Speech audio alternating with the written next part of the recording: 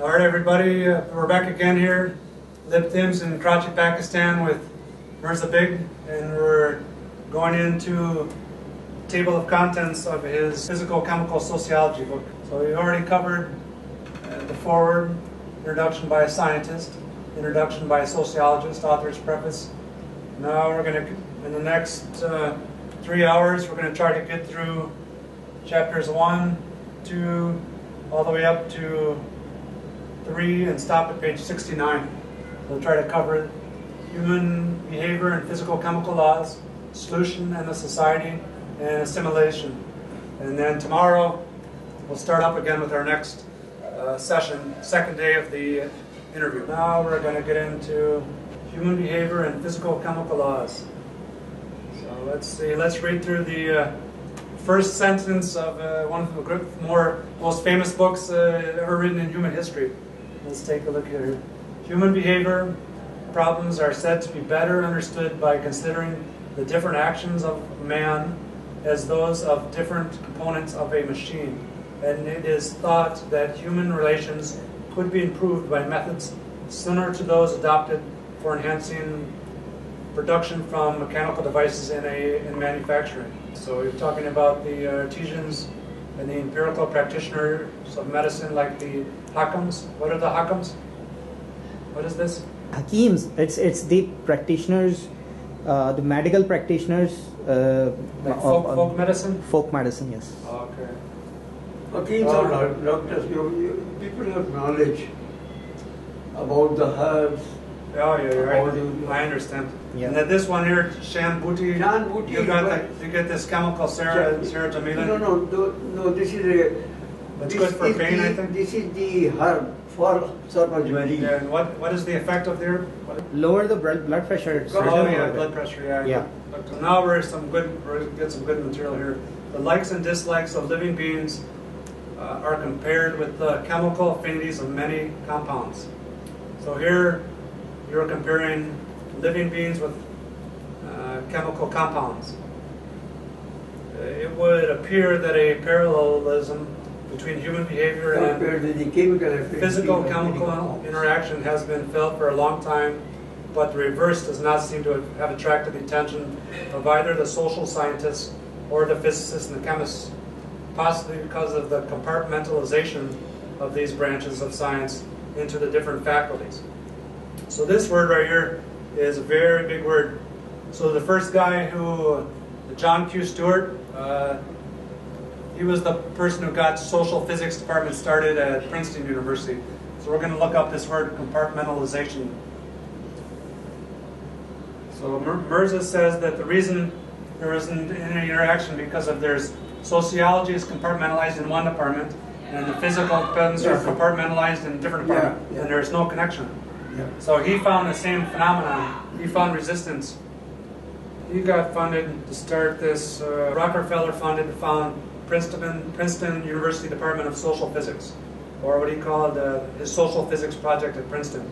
But what he found is that he would face what's called doctrinary compartmentalism, which is similar to what Big calls compartmentalization. That's what has created the problem. Yeah. So he says you have the sociology department is divided on one side, compartmentalized, and then the physics department is compartmentalized on this side. And you found that in this is how it is at Karachi University. The Karachi University is a similar thing happens. Yeah. There are different departments, and each department has different sections. And they don't want to interact back and forth between the two. They are within the same department. But trying to separate out. Each one is trying to separate out. Yeah. They get training, let's say, in radiochemistry. When he comes back, he would like to have a separate department on radiochemistry. Rather than if I am trained in organic chemistry, I would like to get compartmentalized into an inorganic chemistry department. That's how it has happened. Yeah. In the earlier days, chemistry means chemistry department. So John Q. Stewart, he says the doctrinary departmentalism has blinded universities to the spectacular possibilities of adapting the successful methods of physics and in the lagging social field. And he says, at Princeton we have a young social physics project with the cooperation of the Department of Astronomy, which supplies office facilities. But he says he was facing this resistance called doctrinary departmentalism. Stewart has irritated the social scientists. Yeah, that's like, yeah. He is. This is by 1954. So did I. Yeah, you're just, that's why I say you're just like him. I irritated the social scientists so much. Then they don't like me. Yeah, you see, that's why. But after that book, and then having had a person getting his PhD in social pollution, they started recognizing there has room for a scientist in a social sciences department. This is what social Newton is. You are a social Newton. This is. You got me social Newton. I don't know what. I don't know if I qualify for that. Well, just you said you did the same thing. Just now you said you irritated the social scientists, just like John Stewart irritated social scientists. So if we go down here, this is the ranking of all the social scientists. So, for example, if you look at Henry Adams, Newton of sociology. Vilfredo Pareto, he was called the Newton of sociology, the Newton of the moral world, and the modern Galileo for the social sciences. And same way with Henry Adams, he said the complete solution to the future science of physico-chemical social dynamics seems to call for another Newton. And then Leon Winiarski, he applied the Clausius inequality to social in his essay on social mechanics. We've talked about Norman Doloff. He applied free energy to the formation of an organism like you have. There's Rossini. We talked about his work. He says that this is the equilibrium equation. This is the equilibrium constant that you have in your book, and this is the enthalpy change, which he says is a measure of the security in society, and the entropy change is a measure of the freedom in society. Henry Carey's been called the Newton of social science, and he also is called the Newton of sociology. So he did work similar to you in 1856. He applied, but his thermodynamics wasn't developed at the time, so he was just using energy theory. But he did talk about the friction between human molecules. So I'll give you one example. So here's Henry Carey. He's similar to what you did. He was an American physical science applied sociologist, and he wrote a 3-volume book called The Principles of Social Sciences, where he uses physics and chemistry and sociological theory. He talks about the law of molecular gravitation, which he says accounts for aggregation of people in larger cities, similar to what you've done. Why is he at 10? Huh? Why is he at 10? That's his ranking. Isn't 10? Social Newton number 10. He's ranked 10, ranked in social Newton. So there's 50 social Newtons. He's the 10th biggest one. The ranking. Has the strongest mind? So he's social Newton number 10. So the list on the previous page here, see the ranking? He's number 10. So this is ranked from greatest, which is Goethe. This is Goethe. This is number 2 is Henry Adams. Who is the biggest mind? Who's done the most theory? Winiarski is, so then Norman Doloff is our book. And then we have Nietzsche. So if we get down to 10 here is Henry Carey. Now, John Q. Stewart is ranked 15th. He's the person we just looked at who you said remember you said he's irritated the social scientists, right? You laughed at the quote. So you did similar to what he did. So right now these are ranking of people who aren't here anymore. These are historical figures. So in the future you're going to fall in this ranking somewhere, in the social Newton ranking, somewhere between either above or below John Q. Stewart, or maybe above or below Mehdi Bazargan. Probably going to be ranking higher. But there's, if we go through the list, there's 42. So Locke, he had a very big mind. And William Fairbairn was the first person, he was a chemical engineer. And see, you have your names. This is named after What's his color? big analysis. This is named after. So Henry Bray, let's take a look here. He was the big analysis is the idea. You take a subject like economics, or you take a subject like government, and you analyze the whole subject from the point of view of chemistry and physics. And then you go through the book and look at the number of times they use the word heat, number of times they use the words energy, number of times they use power, and that's what's called. This whole subject is named after you by me. So if you take a look here.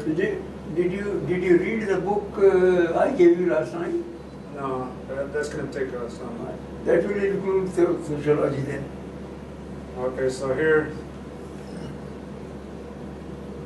Social Newton. Yeah, social Newton term analysis. So if you look at Gustav Coriolis' book, Principle of the. Let's see here. Okay, so here's one here. Ludwig Butcher wrote. He wrote Force and Matter,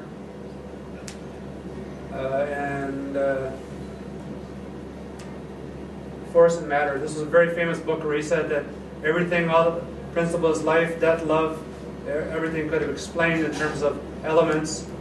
He used religious concepts, and he also used scientific terms. So if you look here, this is the number of times he used the term force in his book, 100 plus times. And if you keyword search in using the Google search, he used the term chemical 54 times, and he used the term affinity 9 times in his book. So then he speaks about God 65 times, spirit 45 times, soul, and then he uses these elements. This was written in 1854. So this is if you take a book of any social Newton, you count the number of times they use each of these terms, and the more they use these terms here, the bigger they tend to be. The bigger the social Newton they are. So. Oh, you must be a genius. Well, it's what you did in your book. You listened to you went to these lectures in 1974, and you listened to the number of times they used these key terms. So every time they used the term work, you probably wrote it down in your notes. And anytime you use force, you listen to this person, force, so you analyzed what they were saying. And you went back and wrote up your thing. So you were one of the people who developed the concept. You use social Newton term analysis. Yeah. Very, very intelligent. I was explaining to him like this. Pretty much any book you have. So Ludwig Butcher is social Newton number 9 right now. She's 9th rank. Is this all the work that you have done between 1995 and now? Yeah. Or you had done this work in 1995 already? No, 1995 was more of a mental puzzle for me. I wanted to understand how you could apply chemical thermodynamics to explain the reaction A plus B goes to C. Man plus 1 makes child. And I wanted to understand how you could explain that in terms of change in enthalpy, change in entropy, and Gibbs free energy, in terms of breaking the formula down into its pieces, initial state and final state. So I worked on it on paper for 6 years, from 1995 to 2001. But then in 2001, once I figured out that I could do the derivation in my head a little bit, then I decided I wanted to read about everybody in the history of humankind who's ever done this kind of approach. So that's when I started to write encyclopedia and gather all do a historical research of all people like you, people like Ludwig Butcher, and collect all of their work and find out and rank them all. So now everybody's ranked. So Butcher is social Newton number 9. But if we go over here, social Newton term analysis. So you can look at Empedocles, right? The Greek. Empedocles used 4 elements and 2 forces in his fragments. Butcher did this. Now Henry Carey He's social Newton number 8, 8th ranked greatest social Newton right now. And in his book, he wrote a 3-volume book titled The Principles of Social Science. So if you analyze from volume 1 alone, he uses these terms this many times. So he speaks about motion 85 times. So when you get a ranking like this, you know that motion, power, and force are going to be and matter and work are going to be the 5 main principles he's going to be doing in his explaining sociology. And then if you go over, these are the elements he's going to be speaking of. So he knows that humans are composed of at least iron, oxygen, carbon, hydrogen, nitrogen, sulfur, phosphorus, calcium. That's 1, 2, 3, 4, 5, 6, 7, 8. So now we know that human is comprised of 26 elements. So if you read my book, my ranking goes down to 26. And he also wants to explain God, spirit, soul. So you want to explain Allah, spirit. You don't talk about soul very much in your work. But and then he wants to explain life, death, evil, love, ether, which we know ether doesn't exist anymore. Because that was disproved by Einstein in 1905. I think I'll have to share all my papers. I'll send all my papers that I have written. They have not been published elsewhere, but they have been published on ResearchGate and academia. Yeah. So when I give them to you, I think this list will come down here. So. Yeah, maybe. But you see how he uses affinity one time? That's why this is, right now it's becoming difficult. So now Henry Bray you see Henry Bray wrote The Living Universe. And his book wasn't independent, his book was based on Goethe. So he started with Goethe, and then this is why he got all these concepts from Goethe. Started with force, matter, power, 100 times atom. He speaks about affinity 14 times in the affinities, but he learned all this from Goethe. So you learned it on your own. That's why your ranking will be higher than him. So if you see, he's ranked number 20. So right now you're in a different social category ranking. Sociology. Yeah. So you're.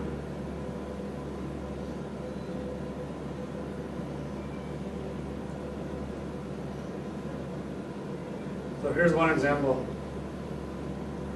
John Tukey, he had the idea that you could use Gibbs free energy to measure attitude states in society. And that would be the measure of the before and the after of the reaction. And so right now you see there's Schopenhauer, Maurice Harriot applied thermodynamics to law. He's a very interesting person. And there's Henry Bray, he's 23. Lester Ward, they call the American Aristotle. You see the term here, big analysis? Yeah. I was explaining to him just now that this term is named after him. It's the idea of if you find somebody who's trying to be a social Newton, you read their book and you take keyword analysis, you count the number of times they use the term work. Count it, because you can do this in Google Books now. If you search keyword energy, it'll say that this book uses the term energy 97 times. So you can go through all the terms. So basically, Dr. Bake did that for the first time. He did it with when he watched the lecture. He wrote down the number of times this person said complex, the number of times this person said polarize. So he wrote that in his mind, he wrote these down, and he made a list, and then he wrote his 4 articles based on that. So the concept is named after him, big analysis. So look here, Charles Fourier, he wrote a book back in 1820s, and he was called Social Newton, and his book was called Social Principia, and he was called the Newton of the moral sciences. But the work is very, it wasn't advanced enough. So there's Freud as number 14. And then we get down here, Auguste Comte, Jean Sales. So for example, you have Belfast Stewart developed social cannonball model.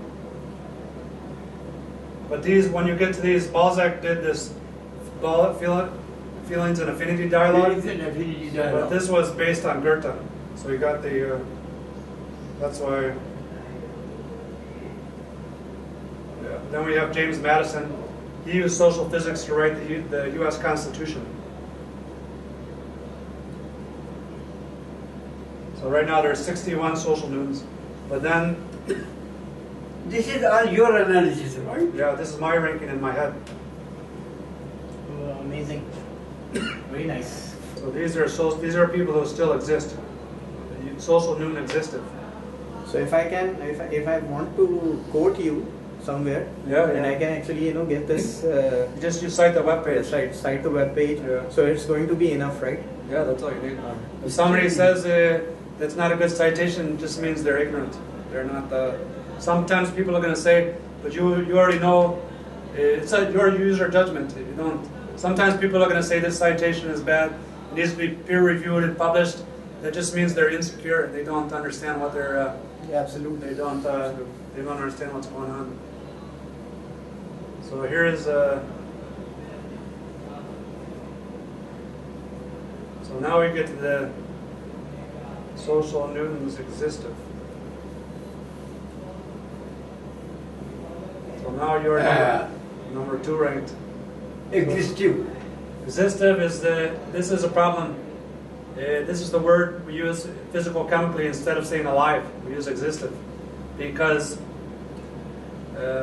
once you start going down from a thermodynamic point of view, when you start going down to smaller levels, it's difficult to say at what point a thing is alive versus when it's not alive. Because you get down to the hydrogen atom, and you say the hydrogen atom is alive, people are going to laugh at you. It's called the living.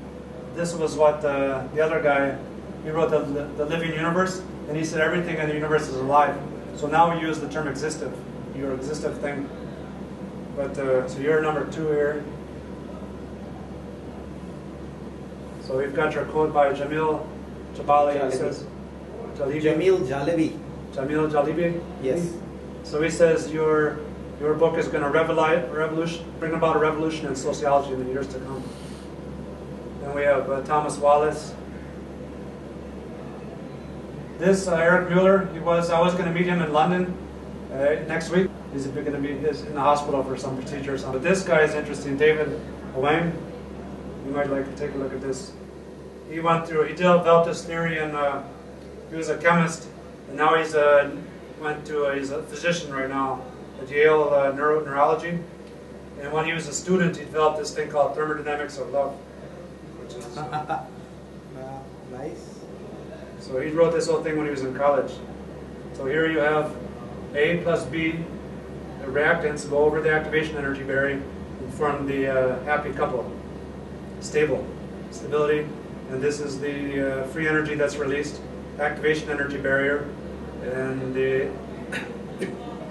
now he says this is the unstable couple. When you're talking about a family where the couple is married, they don't have children or something, now they're starting to fight.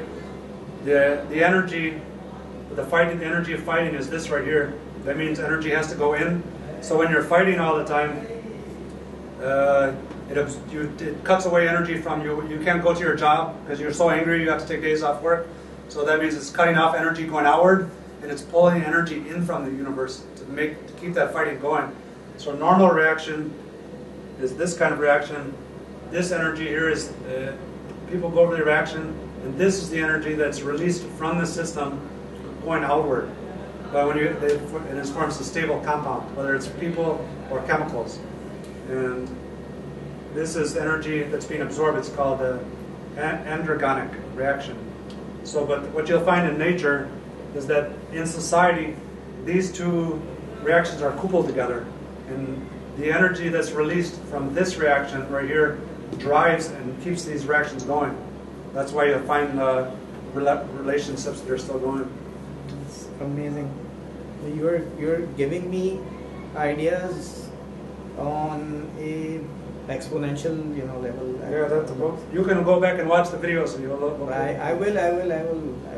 I have to actually. Yeah. Now now we talk about compartmentalization, and that's one of the things that's slowing down in the following pages and subsequent chapters and interpretation of some of the physico-chemical laws like the behavior of components in a solution as governed by Raoult's law, Henry's law, and the deviations from ideal behavior of solutions, the occurrence of equilibria, free energy and the driving force, and then the transition state complex formation have been discussed in terms of human behavior. So for 1987, this is a very advanced view. Nobody's said this before. 1987 said all of this. So now the bottom line at that time was departure from ideality, deviation from ideality. I was all the time looking for something ideal, comparing it by the amount of deviation. Human behavior is all erratic. It's departure from ideality anyway. Man is a born animal, social animal, and in socializing himself, he is erratic in so many ways. Yeah. That's what I'm trying to say. So your main This whole thing is taking something ideal and comparing it with.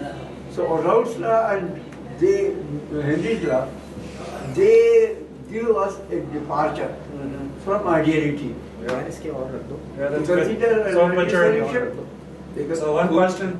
Your main, some of your main background is going to be solution chemistry. Solution chemistry. Yeah. So solution chemistry, because I had the background of colligative properties.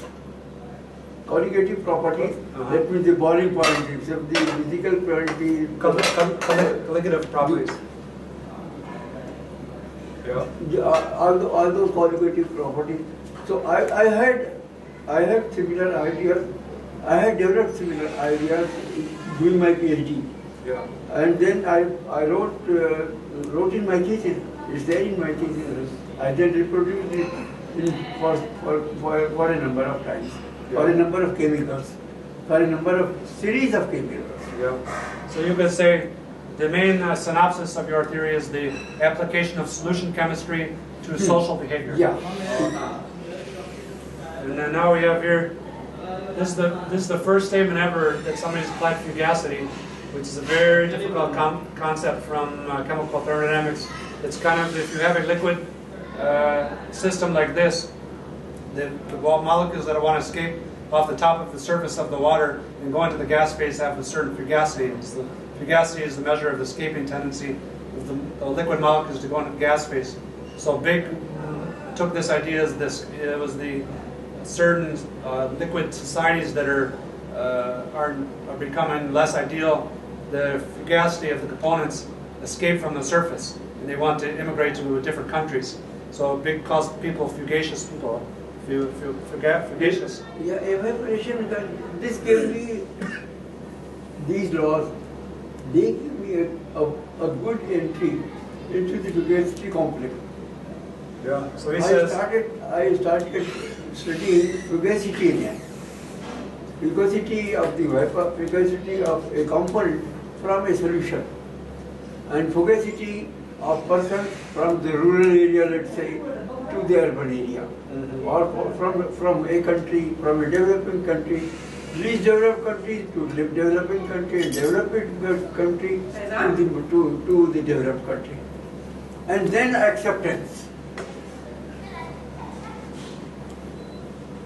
A society may be fugacious, but the fugacious has to have something to settle on.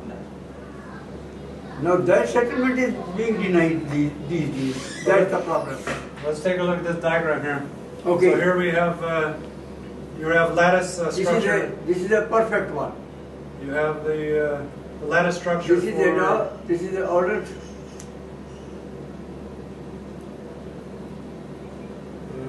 Calcium and calcium chloride structure. When we are coming to order, then we consider an ideal structure, a compact structure. This is a copper gold lattice. This is so this model gives you an idea of. This is how the doping started. Explain to everybody how you took this model and applied it from this, the social example of a big city. Yeah. The impurities, somewhere earlier, I pointed out that impurities lower the melting point.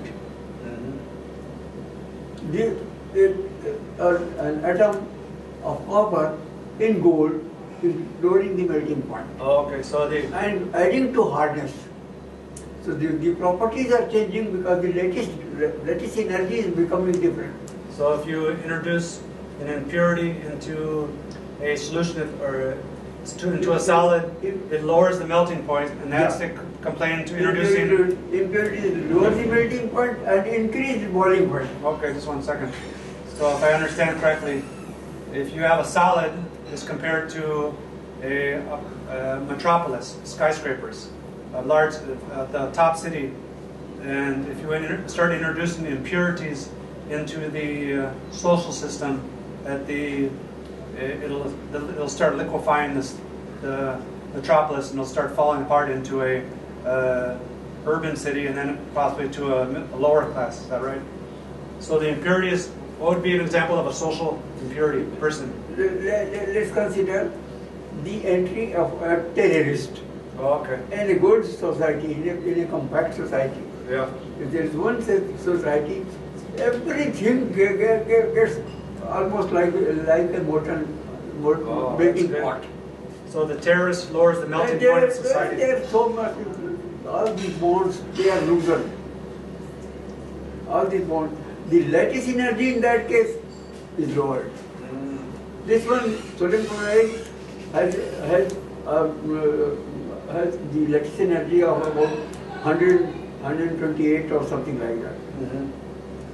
So terrorist lowers the lattice energy of society. When there is an impurity, in that case, the lower melting point will be lowered. Make sure you put this in your second edition of your book. The terrorist is provided. These are good. Now that we have this on camera, you didn't say this in your book, but if you say this, the terrorist lowers the melting point of the society, increases the boiling point. This explains much better. And now we have here a society which governs itself with rules and regulations and has established norms to follow can be considered predictable, established now, yes, or ordered like crystalline solids, similar to the characteristic arrangement of atoms in the lattice. There is placement of individuals in a society. I just told you so. Yep, or in a hierarchy of an organization. The breakdown in an ordered society would be just as much difficult as the crystals having a high lattice energy. So the terrorist high lattice energy. It lowers the melting point. And what does it do for the lattice energy? The terrorist? The lattice energy is the energy of the lattice, right? It's a cage-like situation. Yeah. So how does the terrorist change the lattice energy? The terrorist makes the molecules vibrate more so that it goes past the lattice energy and then the solid liquefies.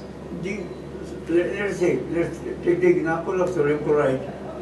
Sodium chloride has the highest lattice ability. It is the most ordered crystal arrangement. Sodium chloride has the sodium chloride as salt. Yes. Yeah, it has a high melting point. You can't melt it just like that. It has to be pressurized to melt it.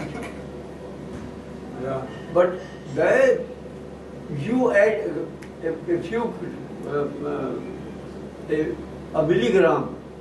milligram of ferrocyanide and of what? A chemical compound, potassium ferrocyanide. We've seen that, we've done that, and this is a chemical experiment. Potassium ferrite? You add that, and the crystal changes, the crystal shape changes. Yeah. You add, there are ways of crystallizing things. The crystals are supposed to be pure compounds. Yeah, I like that. When we were doing our experiments preparing compounds, we would get an oily substance all the way. Then we wanted to crystallize them. Only when it is crystalline, in the crystalline form, that you can note its melting point. Otherwise, its melting point will be low, maybe anything. Okay, let me ask you here, because when I did this, this means, what means W, slash means question mark. This means I'm confused about this. So you say here, the particles vibrate so much at the melting point that the bond between the neighboring particles is loosened. The loosening of the bond does not increase the kinetic energy, but increases the potential energy of the particles, since work is done to overcome the attractive forces between the particles. So,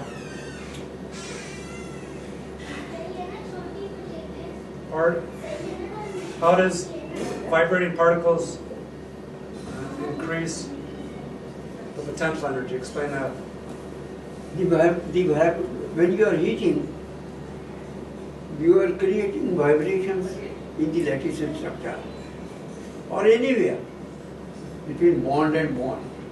You are introducing a vibration energy into it. Thermal energy is breaking the bonds. So the bond will be loosened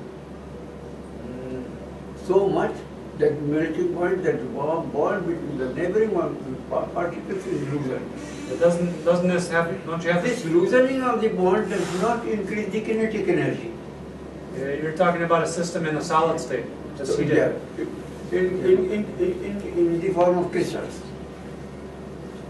When it is when a crystal is being heated, the bonds are breaking. The bond between one crystal and the other crystal. Yeah. They are loosening. Okay, so that's not a kinetic energy yet. It's creating potential energy. I guess Kinetic energy, potential energy. In many cases, we are converting the potential energy into kinetic energy. Okay. What about if we have ice cube? We take the ice cube and we heat it. It changes to the liquid state. It has more kinetic energy, and then we heat it more. It turns to the gas state, and it has higher kinetic energy. The kinetic energy is being converted into potential energy. In the liquid form, a liquid has a higher potential. When it goes down, it can turn the turbine. That's the potential energy, and that potential energy is being converted into electrical energy, right? I don't know if I don't know. I think maybe I'll think about what you said, but I think you have this backwards, or maybe I don't understand what you're thinking about here. But we'll go forward. Well, we'll have another example coming up. Okay, so this is B is symmetric orientation, and then C is pneumatic orientation. Is not nematic, right? But no periodicity. So this is It symmetric. has some periodicity, yes. So explain this one in terms of this and scaled up sociologically. This is going, and this is all heated up. Which one is heated? This one is all heated up. Yeah. This is ordered system. Yeah. The order is changing here in the symmetric. Yeah. Here it is totally changed. Pneumatic. These are all pseudomorphs, right? The morphology is changing. The morphological changes are being brought about by input of energy, heating. Heating, yeah. So from there we get into this type of disorder. It is further disordered of melting. Okay, so give me an It is example. completely disordered here. How about this one here? Give me an example of a pneumatic society. Yeah, this is melting. What would be an example of a pneumatic? You're saying that C, No pneumatic periodicity. orientation without periodicity. Give me one example of a pneumatic Without periodicity. pneumatic society. Pneumatic society. Example of pneumatic society.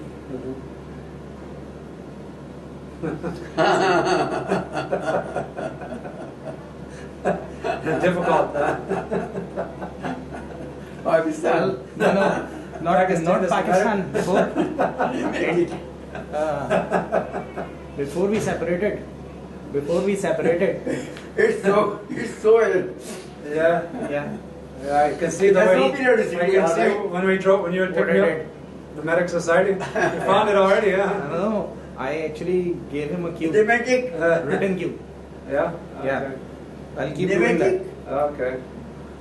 Thematic has no periodicity, right? Pakistan has no periodicity. Yeah, especially when you drive me to the back and forth to the hotel, the molecules are all over the place. What you see in Pakistan now is what Paris was in 1930s. Right. 38 to This is America here when you're driving. Yeah, Maybe absolutely. sometimes like this, but this over No. here This is around Saudi Arabia or Dubai. Which one? This one? This one, yes. Oh, okay. Yeah, they have certain rules and regulations, Yeah. but the people, Break off it and a on, little they break it a little bit. Yeah. They'll just cross the. Like this in America. Yeah, this is America. If you go down, and this is Europe. This is your lane like this, and you Yeah. go a little bit out of the line. Yeah. Everybody is going to look at you and honk at you, even if you're maybe one time somebody will move out of their lane, drive on the side, but all these people will look very narrow and stare, and maybe I don't know. The police will catch them and they'll put a stop to this very ordered driving. But never you see driving like this. Yeah. Never like this in the way. Yeah. of This is Lahore, the major city, one of the major cities in disorder. Karachi. Lahore? Jallianwala Bagh. That's one. That's one is Lahore. This is Lahore. This is Lahore, and this is We Karachi. are coming to that This is example. Karachi here? Yes. That's funny. All right, let's take a look at this quote here. See what let's see. Similar forces are operative in society. It is not possible to introduce small regions of disorder in a well-balanced society without at the same time disturbing the total environment. So, what would be an example here of introducing a small region of disorder into a society, in a well-balanced society? So here's one question I have for you. You say, okay, similar forces are operative in a society. It is not possible to introduce a small region of disorder in a well-balanced society without at the same time disturbing the total environment. Spread of an epidemic or scare of an anti-social element is contagious. The amount of disorder allowed to be absorbed in a society is limited. When this limit is exceeded, the cohesive forces holding the components of the society together are weakened. So, this question right here, cohesive forces, what in your opinion is this force that holds societies together in terms of the physical-chemical forces, the name of the force?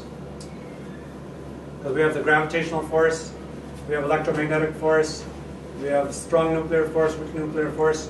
What is the name that you, in your mind, for the force that holds the components of a society together? Electromagnetic radiation. Okay, that's kind of that's what I'm looking for a little bit. Electromagnetic radiation explains everything. So the name of So the the name of the force, the social force, which bonds the societies, what is it?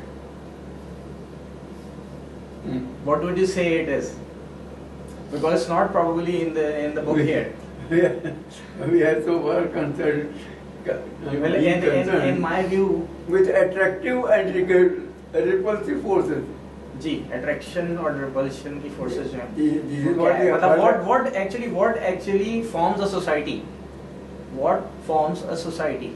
उसमें synonym देख लो. okay, here's the Attractive force के लिए synonym देखिए. Okay, look here, Mirza. This is the equation. Use this. This is the force of gravitation. The equation: gravitational constant, the mass of the Earth, the mass of the Sun, divided by the radius between the Earth and the Sun. So we have the gravitational force.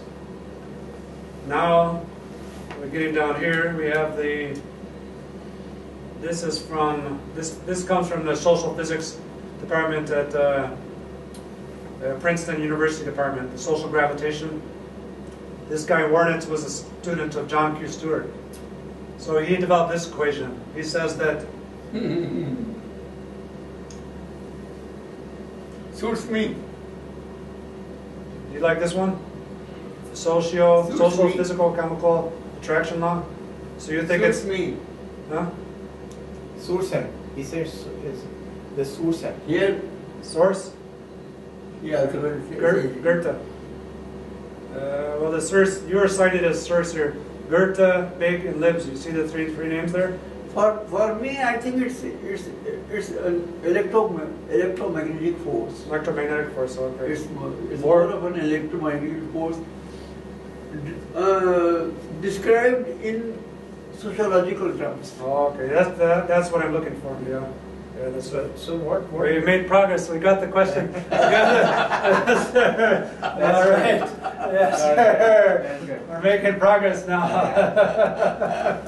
Now we can go back to the book. We need to clarify because in the book you just use force, but we have many different. Yeah. We need to know the answer here. So now let's take a look at this diagram in this color here. Systems which have attained mechanical equilibrium have a lower potential energy compared to those which are in a position of unstable equilibrium.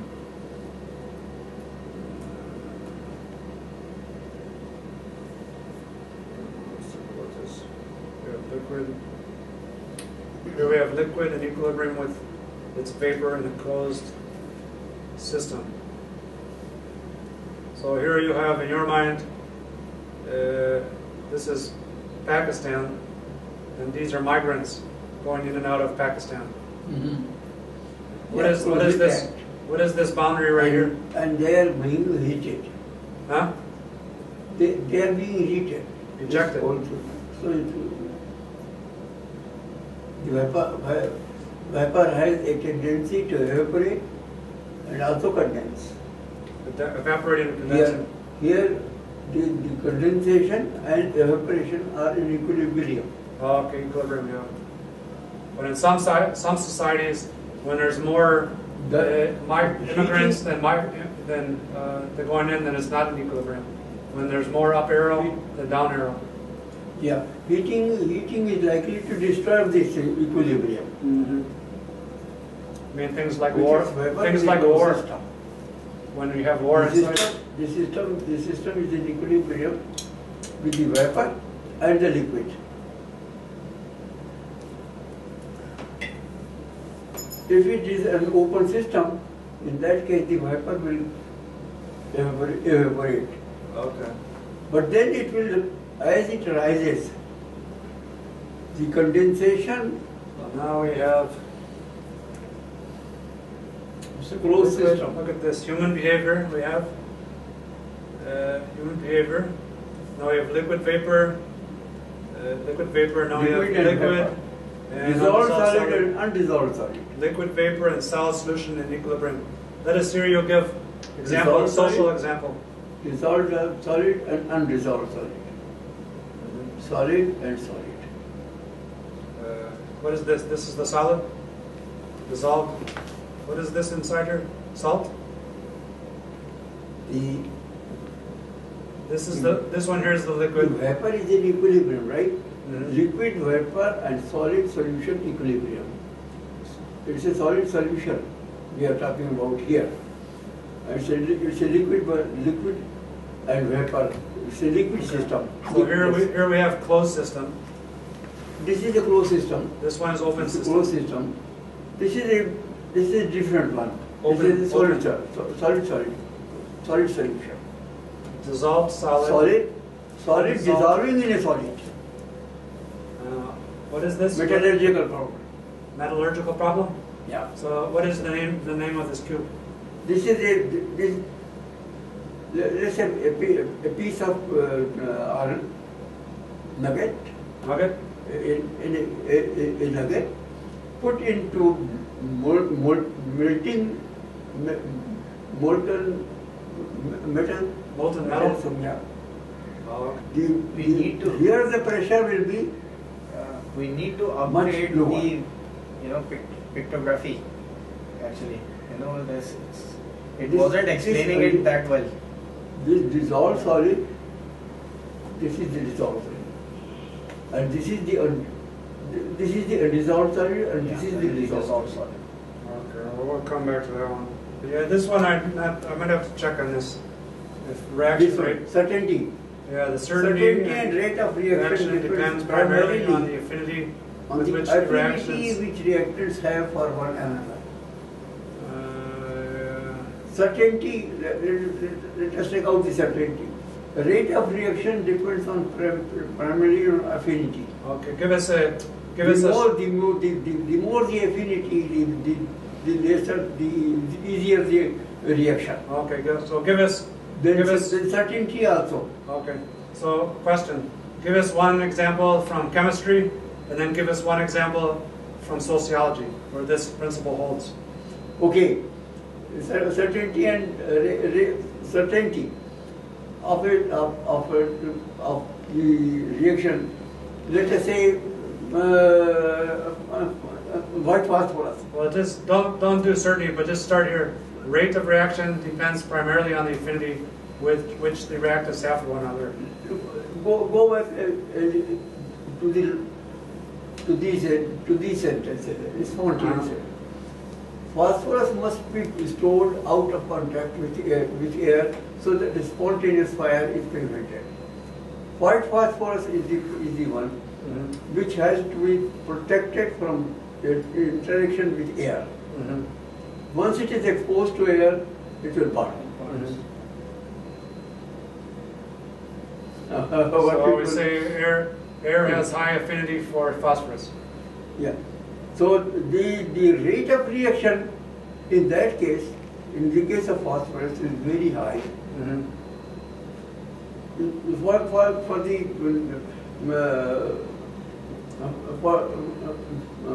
for a social structure. So we would have to measure the free For energy social exchange. structure, you have a test put into a let us say one of those क्या कहलाती है जुलूस Procession.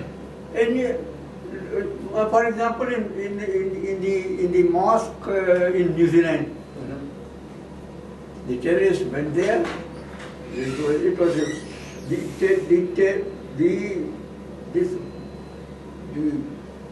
the mosque was not protected. Like phosphorus, it was not given. It was not protected. Phosphorus has to be protected with water. Yeah. The mosque is not protected against the terrorist. Okay. And if I can understand. Yeah.